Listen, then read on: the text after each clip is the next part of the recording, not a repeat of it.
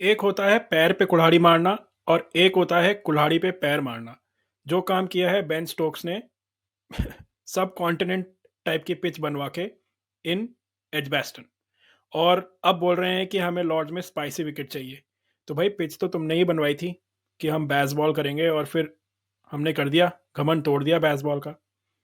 आइए इसी पे डिस्कशन करते हैं और वेलकम करते हैं संजय दीक्षित जी का। Welcome Sanjay ji. Hello hello everyone at the JD sports. वहाँ एक पे और बिल्कुल कुल्हाड़ी मार दी है, वैसे बताऊं आपको। क्या 11 डिक्लेयर कर दिए इंग्लैंड ने, और कर उन्होंने दी? अच्छा, ओके। जोश टंग को हटा के और जोफ्रा आर्चर को ले लिया। और विल्किंसन नहीं आया? ओनली रस विल्किंसन, एटकिंसन, नो एटकिंसन। हाँ एटकिंसन, सॉरी। तो देखिए, तो पर एक चीज जरूर है। इसलिए हाँ। उन्होंने कुल्हाड़ी पे एक और पैर मार दिया।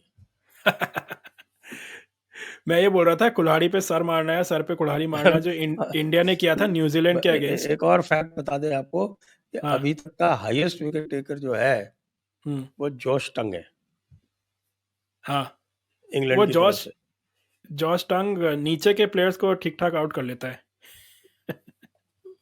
हाँ, नीचे के भी तो, ऊपर भी तो आपको देखा नहीं है वो तेजस्वी जायसवाल को आउट कर दिया था। हाँ, तेजस्वी को किया था, एक विकेट लिया था उसका। यस। तो मैं इंडिया से कंपैरिजन इसलिए कर रहा था क्योंकि देखिए, इंडिया ने जब न्यूजीलैंड के अगेंस्ट सीरीज की थी तो ऐसी पिचेस बना दी थी कि बिल्कुल एक्स्ट्रा स्पिन हो रही थी, खुद ही नहीं खेल पा रहे थे। अब यहाँ पे इन्होंने ये किया कि एडवेस्टन में, उससे पहले भी थोड़ी बहुत इसी ऐसी पिच बना दी कि सब कॉन्टिनेंट टाइप की पिच की हम बेसबॉल करेंगे, और खुद बेसबॉल के चक्कर में इंडिया ने 1000 रन बना दिए, और फिर ये और ये हार गए। तो एटलीस्ट ये जरूर है कि इन्होंने अपना सबक पहले सीख लिया, क्योंकि इंडिया तो 3-0 हार गई थी न्यूजीलैंड से। पर एटलीस्ट हम्म। इन्होंने एक मैच हार के सबक सीख लिया कि अब बोल रहे हैं कि हमें थोड़ा लिटिल साइडवेज मूवमेंट वाली पिच चाहिए, थोड़ी स्पाइसी पिच चाहिए। तो ये ऐसा क्यों मूड चेंज हो गया इनका? और मेरे ख्याल से वो सोच रहे होंगे कि जोफ्रा आर्चर कुछ मूवमेंट वूवमेंट करा लेगा, लेकिन जोफ्रा आर्चर की जो लेंथ है, हम्म। जो उसकी स्टैंडर्ड लेंथ है, तो हम्म। वो तो 2/3 वाली है। वो कोई स्विंग विंग तो कराता नहीं। और साइडवेज मूवमेंट का क्या करेंगे? क्रिस वोक्स जो है वो आपका स्विंग बॉलर है, हम्म। वो थोड़ा सा जरूर कुछ मदद ले सकता है, हम्म। जो थोड़ी सी आगे की लेंथ फेंकता है। बाकी ब्राइडन कार्स और जोफ्रा आर्चर, ये तो हम्म। दोनों 2/3 लेंथ वाले हैं। हम्म। और आपका जो जोफ्रा आर्चर है, अ, उसका तो बड़ा पुअर रिकॉर्ड है। हम्म। 13 मैचेस में उसके 42 विकेट्स हैं। हम्म। ठीक है साहब। बेस्ट है 6 for 45। Best bowling in a match is 8 for 85। ठीक है। Hmm. Average is 31.04। 31.04। Economy is 2.99, मतलब 3। और ये भी तो फैक्ट है कि 4 साल बाद he is coming back. It's not like he is gonna straight away. और अ, कोई बुमराह थोड़ी है कि आके कुछ वैसा क्रेजी कर देगा वो। अब साउथ अफ्रीका में आप you not able to make an impact. West hmm. Indies, अच्छा ये वेस्ट इंडीज के खिलाफ आप जो है वो स्कोर नहीं कर पा रहे हैं, विकेट्स नहीं ले पा रहे हैं। हाँ? हम्म। पाकिस्तान के खिलाफ आपसे विकेट नहीं लिए जा रहे हैं, तो मतलब क्या है फिर? आपने ऑस्ट्रेलिया के खिलाफ लीड्स में एक बार, पहले 2 मैचेस में आपकी परफॉर्मेंस थी जिसमें आपने 13 विकेट लिए। हम्म। आगे के 9 मैचेस में आपने केवल 29 विकेट लिए। हम्म। तो total 42 wickets at bowling average of 31.04। और 31.04 के अलावा जो इनका स्ट्राइक रेट है 62.1। 62.1 तो ये जो रूट से थोड़ा ही बेटर है।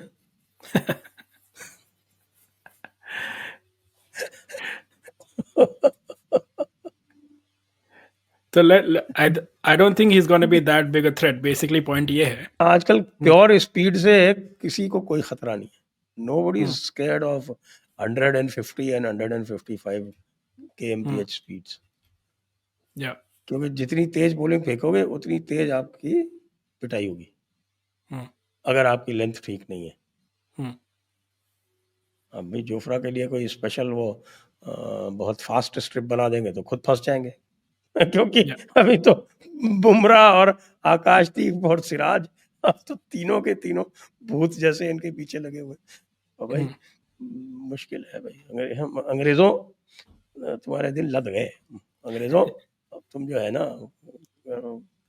राम राम करना सीखो, जय श्री राम के नारे लगाओ और जाके लंदन में जो मंदिरों में है उसमें जाके धोख दो, भगवान का आह्वान करो, गायत्री मंत्र पढ़ो, ओम नमः शिवाय करो, और उसके बाद हो सकता है कि तुम्हें कुछ ज्ञान आवे। 30 साल के जोफ्रा आर्चर को आप ला रहे हो बड़े फैन फेयर के साथ में, और जोश टंग को हटा दिया। अरे यार, मतलब हद है मूर्खता की। अरे somebody is taking wickets भाई, you have to honor someone who's taking wickets. What the hell is this? देखिए, एक चीज़ ये है कि ये मीडिया भी यही कह रहा है इनका कि स्पेशली स्टोक्स की सबसे ज़्यादा वो हो रही है मीडिया में, हाहाकार ये मचा हुआ है कि स्टोक्स एज़ अ कैप्टन काफ़ी सराहना होती है कि अच्छा ऐसी अच्छी कैप्टेंसी करते हैं ये वो, बट पिछले मैच में सबसे बड़ा क्रिटिसिज्म यही था कि ही टुक बॉलिंग फर्स्ट ऑफ ऑल, उसके बाद इंडिया से 1000 रन खा गए। और स्टोक्स का जो रिकॉर्ड एज़ अ बैट्समैन है, continuously as a captain decline होता जा रहा है।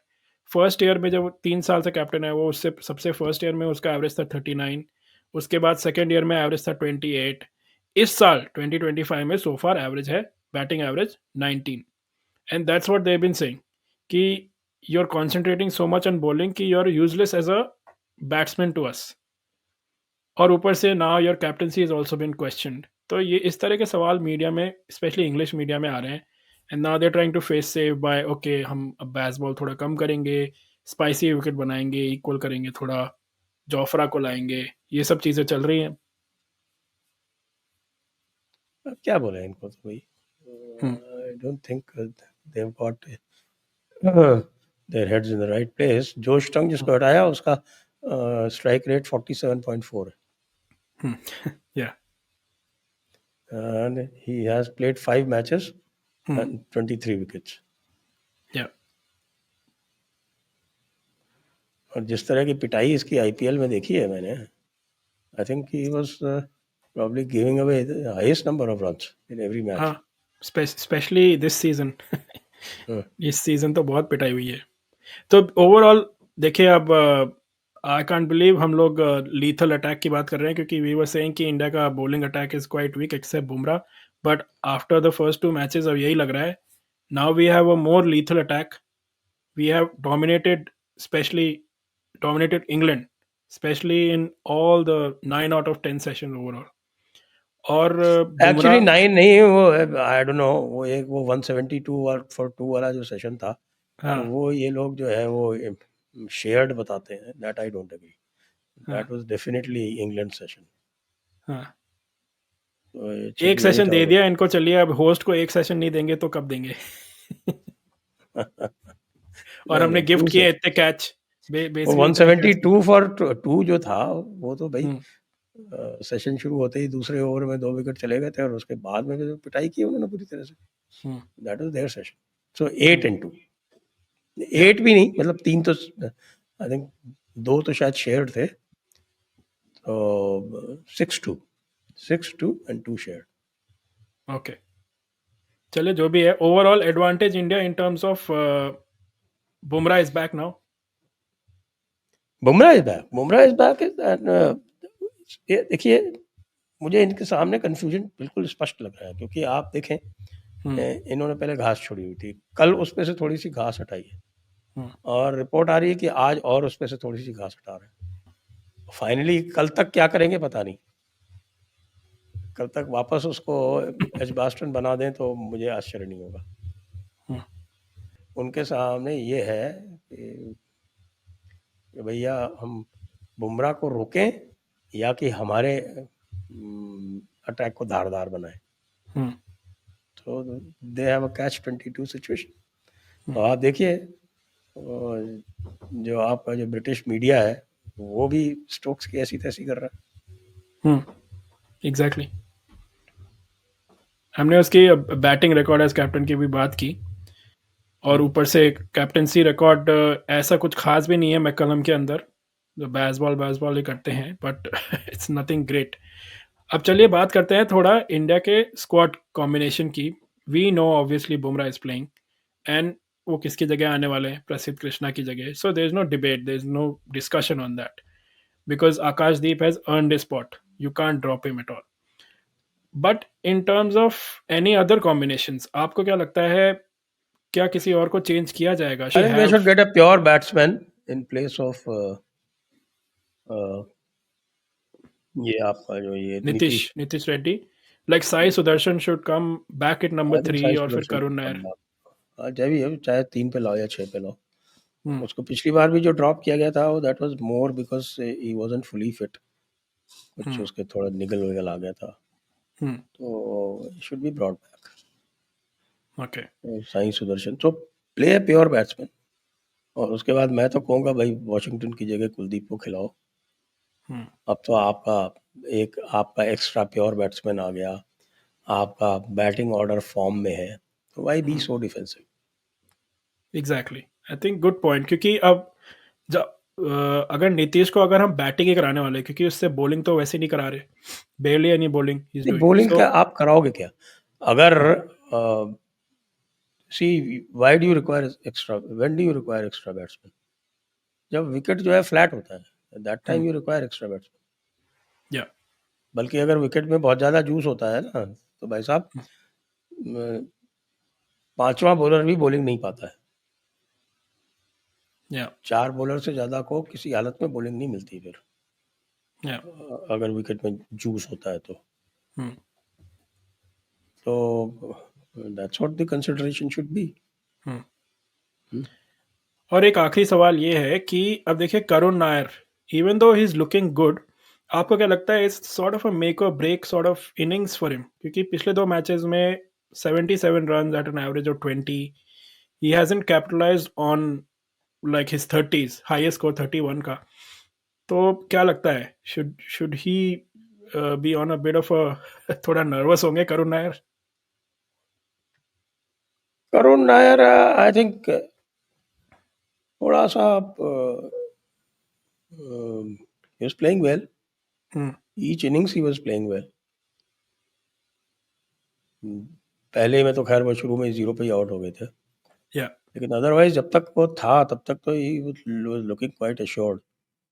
I think he just needs a lucky break sometime, and I'm sure he has that quality and he has that capacity. He can bat long. एक बार 50 cross हो गया तो बंदा जो है वो फिर 200 बनाने की क्षमता रखता है. 300 बनाने की क्षमता रखता है. 300 तो इंग्लैंड के खिलाफ ही बनाए थे. हाँ, एग्जैक्टली. और उसमें उस मैच में केएल राहुल ने 199 बनाए थे. यस. तो देखिए, more the merrier. We had already so many run scored, first of all so many centurions, KL Rahul, Yashasvi, Pant, Gill of course. तो एक और ऐड हो जाएगा, पूरा टॉप ऑर्डर कवर हो जाएगा. So let's hoping for the best, उसका कमबैक पूरा अच्छे से हो, तो फिर से आधा अधूरा ना रह जाए. सो लेट्स होप सो.